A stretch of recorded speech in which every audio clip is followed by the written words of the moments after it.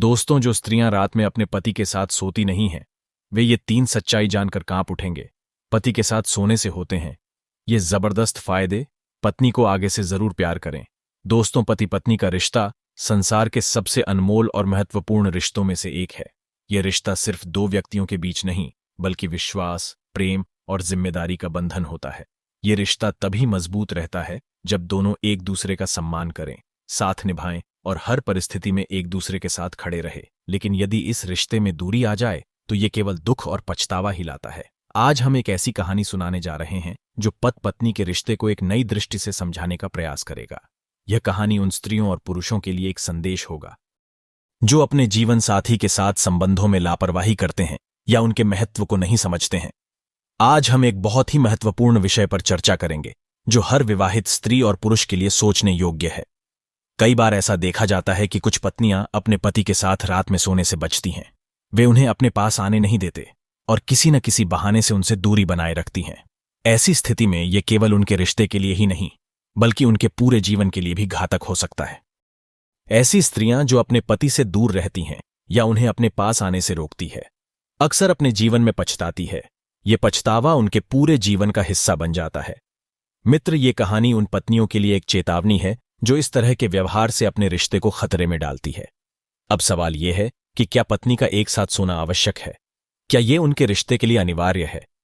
इस प्रश्न का उत्तर हम कथा के माध्यम से समझाएंगे, तो दोस्तों बने रहिए हमारे साथ इस वीडियो की समाप्ति तक, क्योंकि ऐसा सुनने में आता है कि कुछ पत्नियां जब उनके पति उनके पास आते हैं तो उन्हें भला बुरा कहती हैं, खरी खोटी सुनाती है और उन्हें अपमानित करती है।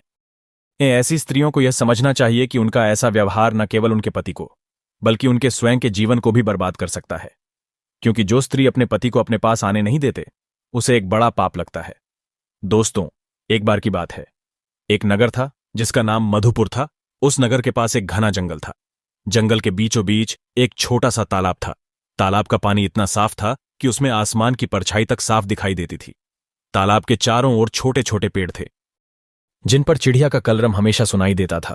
तालाब के पास एक छोटा सा मिट्टी का घर था। उस घर में एक किसान जिसका नाम धर्मपाल था, अपनी पत्नी गौरी और 2 बच्चों के साथ रहता था। उनके एक बेटा और एक बेटी थी। गौरी अपने रूप के लिए पूरे इलाके में प्रसिद्ध थी। वो इतनी सुंदर थी कि अगर कोई अनजान व्यक्ति भी घर पर आता और उसकी एक झलक देख लेता तो वो गौरी पर मोहित हो जाता था। एक दिन की बात है, सूर्य अस्त हो चुका था और आसमान में तारे चमक रहे वातावरण में शांति थी और पूरा गांव गहरी नींद में डूबा हुआ था। लेकिन इस शांत रात में धर्मपाल अपने घर से बाहर निकला और जंगल की ओर चलने लगा। यह रात का 3रा पहर था। धर्मपाल के चेहरे पर अजीब सी खुशी थी और वो तेज कदमों से जंगल की ओर बढ़ता जा रहा था। ऐसा लग रहा था कि जैसे उसे कुछ खास मिलने वाला हो। घने पेड़ों के बीच से गुजरते हुए वो तालाब के पास पहुंचता है। वहां उसे दूर से एक झोपड़ी दिखाई देती है। धर्मपाल झोपड़ी के पास पहुंचा। झोपड़ी के बाहर एक सुंदर स्त्री खड़ी थी। उसका नाम सुमन था। सुमन को देखते ही धर्मपाल के चेहरे पर एक हल्की सी मुस्कान आ गई। सुमन ने भी धर्मपाल को देखकर मुस्कुराते हुए कहा, "ये स्वामी, आज इतनी देर क्यों कर दी? मैं आपका 1 घंटे से इंतजार कर रही थी। मुझे लगा कि आज आप नहीं आएंगे, इसलिए मैं जाने ही वाली थी। तभी मुझे किसी के कदमों की आहट सुनाई दी। मैंने देखा कि आप चले आ रहे हैं तो मैं यहां रुक गई।" धर्मपाल ने मुस्कुराते हुए जवाब दिया, "हे प्रिय, आज मेरी पत्नी को नींद नहीं आ रही थी। मैं उसे सुलाने में व्यस्त था। उसने मुझसे कहा कि उसे पता नहीं क्यों आज नींद नहीं आ रही है। मैंने उसे अपने पास बुलाया और अपनी बाहों में लिटा दिया। जब वो गहरी नींद में सो गई तो मैं धीरे से उठा और तुम्हारे पास चला आया। इस वजह से मुझे आज आने में थोड़ा समय लग गया। मैं माफी चाहता हूं।" सुमन ने धर्मपाल की बात सुनकर कहा, "हे स्वामी, मैं समझती हूं, लेकिन अगली बार इतनी देर मत करना। मुझे इंतजार करते हुए यहां बहुत समय हो गया था। चलिए अब झोपड़ी के अंदर चलते हैं। सवेरा होने से पहले हमें अपने अपने घर लौटना होगा।" धर्मपाल और सुमन दोनों झोपड़ी के अंदर चले गए। मित्रों, उस रात उन्होंने अपनी खुशियों का आनंद लिया। धर्मपाल, जो अपनी पत्नी गौरी को धोखे में रखता था, वो रोज सुमन से छुप छुप कर मिलने आता था। उधर सुमन भी अपने पति को धोखा देकर धर्मपाल से मिलने आती थी। जब पति पत्नी के बीच भावनात्मक और शारीरिक दूरी हो जाती है तो उनका रिश्ता टूटने लगता है। ये केवल उनके जीवन को नहीं, बल्कि उनके बच्चों और समाज को भी प्रभावित करता है। इस प्रकार से वे दोनों अपने जीवन साथी को धोखा देकर एक दूसरे से मिलने आए थे। वह स्त्री अपने पति को धोखा देकर आई थी और वह व्यक्ति अपनी पत्नी को धोखा देकर आया था। उनका यही सिलसिला काफी लंबे समय तक चलता रहा। मैं आपको यह बताने वाला हूं कि जो स्त्री अपने पति को धोखे में रखती है और जो पुरुष अपनी स्त्री को धोखा देता है, उनके साथ क्या होता है। तो चलिए इस कहानी को ध्यान से सुनना, वरना बाद में बहुत पछताओगे। दर्शक बंधु, तो आइए आज का ये प्रसंग शुरू करते हैं। इंद्रलोक का वातावरण बड़ा ही शांत था। आकाश में तारों की झिलमिलाहट और मंद सुगंधित पवन बह रही थी। इंद्रलोक के महल में देवराज इंद्र अपने सिंहासन पर विराजमान थे। उनके चारों ओर दिव्य प्रकाश फैला हुआ था। उसी समय आकाश मार्ग से गरुड़ महाराज अपने पंखों की तेज गति से उड़ते हुए नारायण का जाप करते हुए इंद्रलोक में पहुंचे। गरुड़ ने देवराज इंद्र को प्रणाम किया और हाथ जोड़कर निवेदन किया, हे देवराज, मैं पृथ्वीलोक से लौट रहा हूं और वहां मैंने एक ऐसी घटना देखी जिसने मेरे मन में प्रश्न खड़े कर दिए हैं। कृपया करके मुझे इन प्रश्नों के उत्तर दीजिए। देवराज इंद्र ने गरुड़ को स्नेहपूर्वक देखते हुए कहा, हे गरुड़, तुम इतने चिंतित क्यों हो? क्या बात है जो तुम्हें परेशान कर रही है? तुम अपनी बात निसंकोच होकर मुझसे कहो। गरुड़ ने विनम्रतापूर्वक कहा, हे देवेंद्र, जब मैं पृथ्वी लोक पर भ्रमण कर रहा था तो मैंने एक विचित्र दृश्य देखा। एक स्त्री जो अपने पति और 2 बच्चों के साथ रहती थी, उसने रात के समय अपने पति और बच्चों को धोखा दिया। उसने अपने पति को बिस्तर पर सुलाकर जंगल की ओर प्रस्थान किया। वहां वो एक झोपड़ी के पास खड़ी थी, जैसे किसी पुरुष का इंतजार कर रही हो। दूसरी ओर एक पुरुष भी, जो अपने परिवार का मुखिया था, अपनी पत्नी और बच्चों को धोखा देकर घने जंगल से होते हुए उसी झोपड़ी में पहुंचा। मैंने देखा कि वो स्त्री और पुरुष आपस में मिलकर शारीरिक संबंध बना रहे थे। ये सब देखकर मेरा मन विचलित हो गया। गरुड़ ने आगे कहा, हे देवराज, मैं ये समझने में असमर्थ हूं कि यह स्त्री और पुरुष जो अपने जीवन साथी और बच्चों को धोखा देकर इस प्रकार के कृत्य कर रहे हैं, उनके जीवन में क्या परिणाम होंगे। हे देवराज, ये कलयुग का प्रभाव है या मानव मन की दुर्बलता? कृपा करके मेरे इन प्रश्नों का उत्तर दीजिए।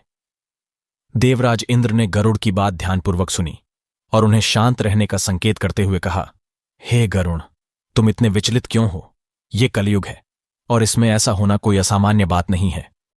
कलयुग में मनुष्य अपने स्वार्थ, इच्छाएं और वासनाओं के अधीन हो जाता है।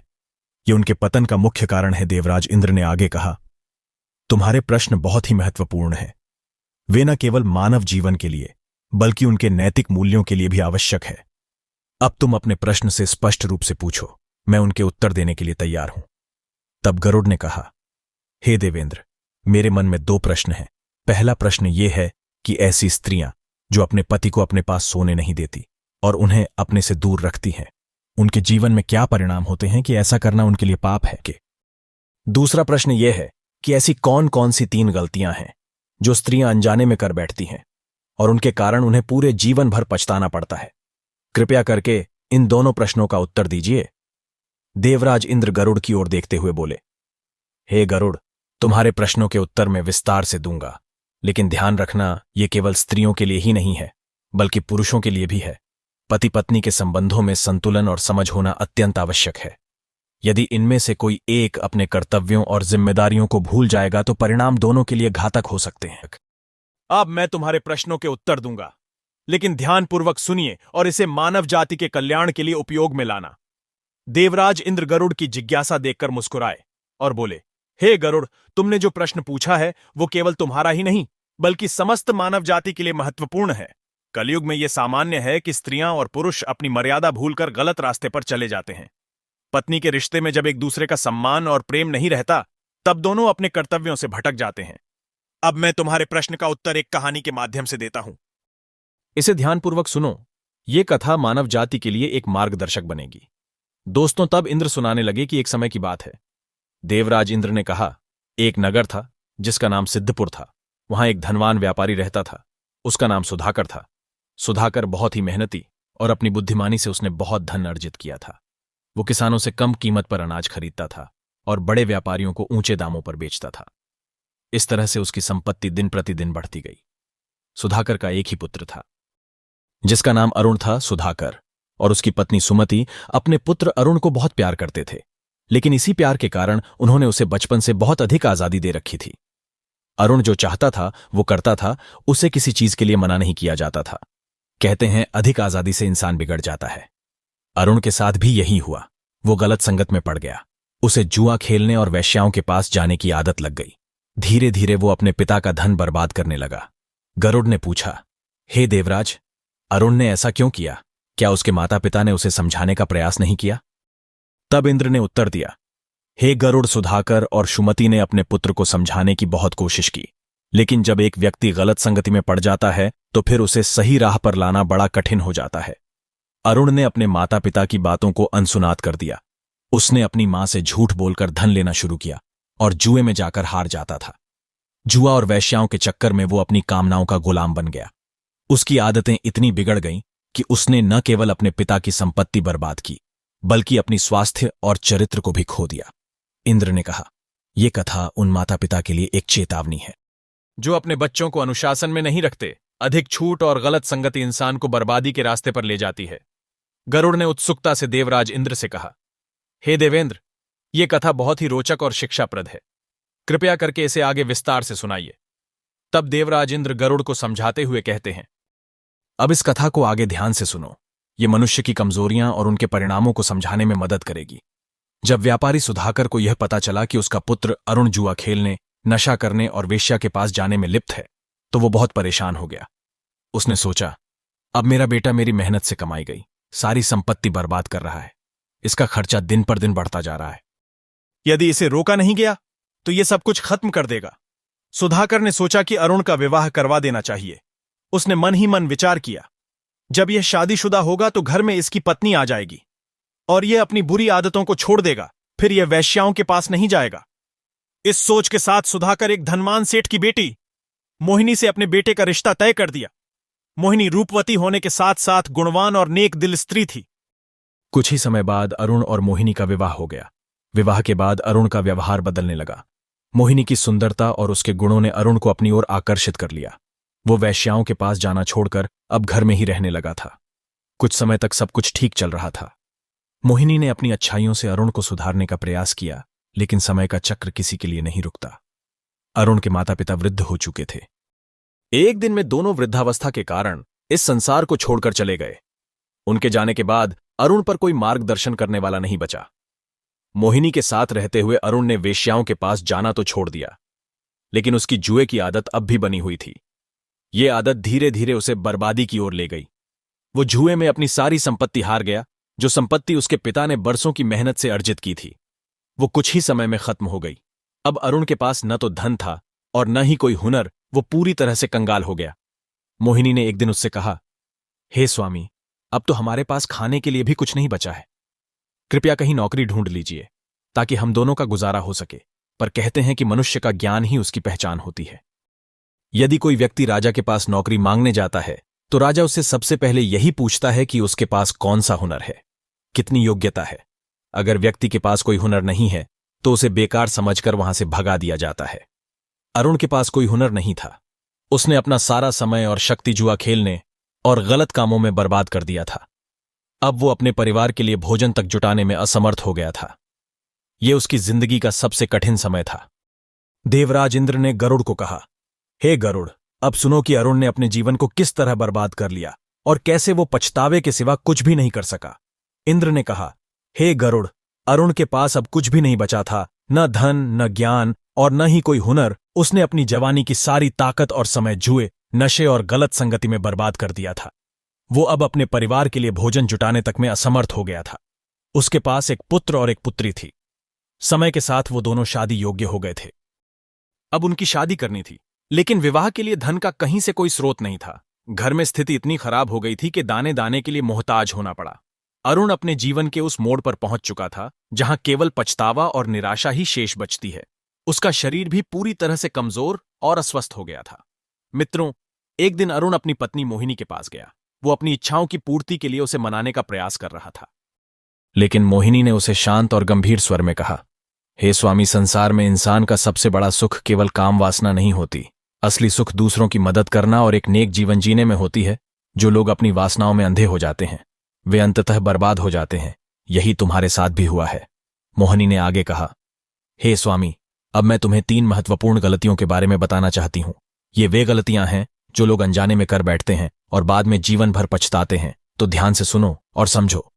पहली गलती, मोहिनी ने कहा, सबसे पहली गलती यह है कि लोग अपने जीवन के शुरुआती दिनों में अच्छी शिक्षा और हुनर को महत्व नहीं देते हैं। ऐसे लोग अपने करियर और जीवन में अनेक कठिनाइयों का सामना करते हैं। अगर आपने अपनी जवानी में कोई कौशल सीखा होता या ज्ञान अर्जित किया होता तो आज ये हालत नहीं होती। यही गलती आपको जीवन भर परेशान करती है। दूसरी गलती काम टालने की आदत। दूसरी गलती यह है कि लोग काम टालने की आदत बना लेते हैं। यदि आप अपने जवानी के दिनों में आलस करते हैं और समय का सही उपयोग नहीं करते तो भविष्य में अपने लक्ष्य को हासिल करने में दिक्कतें आती हैं। जो समय तुमने बर्बाद किया वहीं तुम्हें आज परेशान कर रहा है। तीसरी गलती है गलत संगति। जवानी में गलत संगति और बुरी आदतें इंसान को बर्बादी की ओर ले जाती हैं। नशा, जुआ और गलत रिश्ते इंसान के जीवन को पूरी तरह नष्ट कर देते हैं और ये सब तुमने किया है, इसीलिए आज तुम इस स्थिति में पहुंचे हो। मोहिनी ने कहा है, स्वामी, अब मैं तुम्हारे साथ काम की क्रीड़ा नहीं कर सकती। हमारी उम्र भी आधी से ऊपर हो चुकी है। अब समय है कि हम अपने जीवन को भगवान की सेवा में लगाएं। यही हमारी आत्मा को शांति और मोक्ष देगा। शुरुआत अवस्था में इंसान ब्रह्मचारी रहता है, फिर विवाहित जीवन में प्रवेश करता है। इसके बाद वो पुत्र और बहू की कामना करता है। वृद्धावस्था में वापस उसी ब्रह्मचारी जीवन में लौट जाना चाहिए जहां से उसने विवाहित जीवन में प्रवेश किया था। अब हमें भी ये जीवन जीने की आवश्यकता है। पूजा पाठ, भजन, कीर्तन और भगवान की सेवा ही हमारा कर्तव्य है। मोहिनी ने दृढ़ता से कहा, मैं अब अपने जीवन को बर्बाद नहीं होने देना चाहती। जिस तरह तुमने अपनी जवानी में अपनी ताकत और समय बर्बाद किया है, अब वृद्धावस्था में वैसा मैं नहीं करूंगी। मुझे यकीन है कि भगवान हमारी सहायता जरूर करेंगे। अब यही सही समय है कि हम अपनी आत्मा को परमात्मा से जोड़ें। इंद्र ने कहा, हे गरुड़, ये कहानी मानव जाति के लिए एक सबक है। जो लोग अपनी जवानी बर्बाद करते हैं उन्हें वृद्धावस्था में पछताना पड़ता है। शिक्षा, मेहनत और सही संगति ही मनुष्य के जीवन को सफल बनाते हैं। अगर इंसान इन चीजों को नजरअंदाज करता है तो उसका जीवन दुखों और कठिनाइयों से भर जाता है। ये कथा मनुष्य के व्यवहार और परिवार की समस्याओं को गहराई से समझा रही है। जब मोहिनी ने अपने पति अरुण से कहा कि वो अब काम क्रीड़ा नहीं करेगी और उसका साथ छोड़ देगी, तो वो अपने निर्णय पर अडिग रही। उसका एकमात्र उद्देश्य था अपने बच्चों का विवाह और परिवार की भलाई। उसने अरुण से कहा, अब हमें अपनी वासनाओं को छोड़कर भगवान की शरण में जाना चाहिए। हमारे बच्चों के विवाह की चिंता सबसे बड़ी है। मेहनत करोगे, भगवान हमारी जरूर सुनेंगे। कुछ समय बाद मोहिनी को एक बूढ़ी औरत मिलती है। वो औरत अकेली थी और उसके पास न कोई संतान थी। उसने मोहिनी से कहा, बेटी, मेरे पास जो भी धन और संपत्ति है वो मैं तुम्हें दे रही हूं। मुझे सिर्फ 2 वक्त की रोटी चाहिए। बदले में मैं तुम्हारे घर में रहूंगी और तुम्हारे परिवार का हिस्सा बनूंगी। मोहिनी ने उस वृद्धा को सहज स्वीकार किया। इस प्रकार वृद्ध के धन से उनके परिवार की स्थिति सुधर गई। वृद्ध के सहयोग से अरुण और मोहिनी ने अपने दोनों बच्चों का विवाह कर दिया। घर में धन संपत्ति आने के बाद परिवार में खुशहाली आ गई। अब मैं सभी आराम से रहने लगी थी, लेकिन इस बीच अरुण का स्वभाव बदलने लगा। मोहिनी के साथ उसकी दूरी ने उसे फिर से गलत रास्ते पर डाल दिया था। मोहिनी ने अपने पति के साथ सोने और काम क्रीड़ा करने से मना कर दिया। यह अरुण के लिए सहन करना कठिन था। वो अपनी वासनाओं से पीड़ित था और अब उसकी इच्छाएं से अनियंत्रित कर रही थीं। अरुण धीरे धीरे एक अन्य स्त्री के जाल में फंस गया। वह स्त्री उसे रात्रि में अपने पास बुलाती थी। अरुण अपनी पत्नी और बच्चों को सुलाकर रात के अंधेरे में उसे स्त्री के पास जाता था और इच्छाओं की पूर्ति करता था। वह झूठ और धोखे के रास्ते पर अब चल पड़ा था। मित्रों, इस कथा का यह सार है कि किसी भी संबंध में संतुलन बनाए रखना आवश्यक है। जिस प्रकार मोहिनी ने एकदम से अरुण का साथ छोड़ दिया, वो भी सही नहीं था। पति को सुधारने के लिए धैर्य और समझदारी की आवश्यकता होती है। जो स्त्रियां अपने पति का अचानक त्याग कर देती हैं, वे अनजाने में उन्हें गलत रास्ते पर धकेल देती है। ये गलत निर्णय पूरे परिवार को बर्बाद कर सकता है। हर स्त्री को ये 3 बातें हमेशा ध्यान में रखनी चाहिए ताकि उसका परिवार और पति सही रास्ते पर रहे। पति पत्नी का रिश्ता ऐसा है जो जीवन की गाड़ी के 2 पहियों की तरह होता है। अगर एक पहिया रास्ते से भटक जाए तो गाड़ी का चलना कठिन हो जाता है। पहली बात, स्त्रियों को चाहिए कि वे अपने पति के साथ रात में सोने का त्याग न करें। यदि वे ऐसा करती हैं तो उनके पति अपने रिश्ते में भावनात्मक और शारीरिक दूरी महसूस करते हैं। इस प्रकार से पति पराई स्त्रियों की ओर आकर्षित हो सकता है। एक साथ सोना न केवल शारीरिक निकटता है, बल्कि ये पति पत्नी के बीच विश्वास और प्रेम का प्रतीक भी है। इसलिए स्त्रियों को चाहिए कि वे इस रिश्ते की गरिमा बनाए रखें। दूसरी बात, पति की इच्छाएं का सम्मान करें। काम क्रीड़ा पति पत्नी के रिश्ते का एक स्वभाव है और जरूरी हिस्सा है। यदि कोई स्त्री अपने पति की इच्छाएं को पूरी तरह नजरअंदाज करती है और उससे दूरी बनाती है, तो पति दूसरे की ओर बढ़ सकता है। लेकिन जो स्त्रियां अपने पति की इच्छाएं का सम्मान करते हुए धीरे धीरे उसे सही रास्ते पर लाती है, वे परिवार और समाज दोनों के लिए आदर्श बन जाती हैं। पति को सही मार्ग दिखाने का कर्तव्य स्त्री का ही होता है। तीसरी बात है, पति को सही मार्ग पर लाना। यदि कोई पति कामवासना में लिप्त है तो स्त्री को उसे सुधारने का प्रयास करना चाहिए। अच्छे सत्संग में ले जाना चाहिए, भागवत चर्चा सुनाना चाहिए और धार्मिक स्थानों पर जाना चाहिए। ये ऐसे तरीके हैं जो किसी भी व्यक्ति को सुधार सकते हैं। स्त्री को अपने पति की कमजोरियों को समझते हुए उसे सही दिशा में ले जाना चाहिए, लेकिन यह प्रयास धैर्य और समझदारी से करना चाहिए। इंद्र ने कहा, पति पत्नी दोनों को यह समझना चाहिए कि उनका रिश्ता एक दूसरे की ताकत है। यदि दोनों में कोई भी अपने कर्तव्यों को भूल जाए तो परिवार बर्बाद हो सकता है। स्त्री को यह नहीं सोचना चाहिए कि केवल भगवान का भजन ही पर्याप्त है, जबकि उसका पति गलत रास्ते पर चला जाएगा। भगवान की भक्ति के साथ साथ अपने परिवार और पति की देखभाल करना भी उतना ही महत्वपूर्ण है। इंद्र ने आगे कहा, जो पुरुष अपनी झोपड़ी में पराई स्त्री के साथ मिलता जुलता था, वो पुरुष वहीं अरुण था। उसकी पत्नी मोहिनी ने उसके साथ सोने और काम क्रीड़ा करने से पूरी तरह से छोड़ दिया था। इससे अरुण अपने जीवन साथी के प्रति उदासीन हो गया था और पराई स्त्रियों के चक्कर में पड़ गया था। यह उसकी बर्बादी का कारण बना। मित्रों, यह कथा हमें सिखाती है कि किसी भी स्त्री को अपने पति का एकदम से त्याग नहीं करना चाहिए। उसे धैर्य और समझदारी से अपने पति को सही रास्ते पर लाना चाहिए। ऐसा करने वाली स्त्रियां न केवल अपने परिवार को बचाती है, बल्कि समाज में भी श्रेष्ठ मानी जाती है। गरुड़ ने यह कथा सुनने के बाद प्रसन्न होकर कहा, हे देवराज, आपने मेरे सभी प्रश्नों का उत्तर दे दिया। अब मैं इस ज्ञान को पृथ्वी लोक पर जाकर मानव जाति के कल्याण के लिए उपयोग करूंगा। आपका धन्यवाद। इसके बाद गरुड़ जी वहां से चले जाते हैं। मित्रों, ये कथा सिखाती है कि पति पत्नी का रिश्ता केवल एक साथ रहने का नाम नहीं है, बल्कि एक दूसरे को समझने सहयोग करके सही राह पर लाने का नाम है। जहां संतुलन और समझना होता है, तभी परिवार और समाज में सुख शांति बनी रहती है। इन 3 बातों का हम सबको भली भांति पालन करना चाहिए। नंबर 1, स्त्री को अपने पति के साथ भावनात्मक और शारीरिक रूप से जुड़े रहना चाहिए। यदि वह अपने पति से दूरी बनाती है तो पति के गलत रास्ते पर जाने की संभावना बढ़ जाती है। धीरे धीरे पति को सुधारने का प्रयास करें, न कि उसे पूरी तरह से त्याग दे। दूसरी बात, पति पत्नी का रिश्ता आपसी समझ और संतुलन पर टिका होता है। यदि पति किसी भी तरह बुरी आदत में फंसा है तो उसे संयम और धैर्य से सही मार्ग पर लाने का प्रयास करें, लेकिन उसे अनदेखा करना या पूरी तरह त्याग देना सही समाधान नहीं है। तीसरी बात, किसी भी परिस्थिति में परिवार की भलाई सबसे महत्वपूर्ण होनी चाहिए। पति पत्नी दोनों को समझना चाहिए कि वे एक दूसरे का साथ सहयोग करें और अपने बच्चों के लिए एक आदर्श उदाहरण पेश करें। यदि परिवार टूटता है तो उसका असर बच्चों और समाज पर भी पड़ता है। तो मित्रों, आपको कैसी लगी यह कहानी कमेंट में जरूर बताना। मिलते आपसे अगली वीडियो में एक और चर्चा के साथ। अगर आप महादेव से प्यार करते हैं तो सच्चे दिल से कमेंट बॉक्स लिखें। हर हर महादेव, ओम नमः शिवाय। धन्यवाद।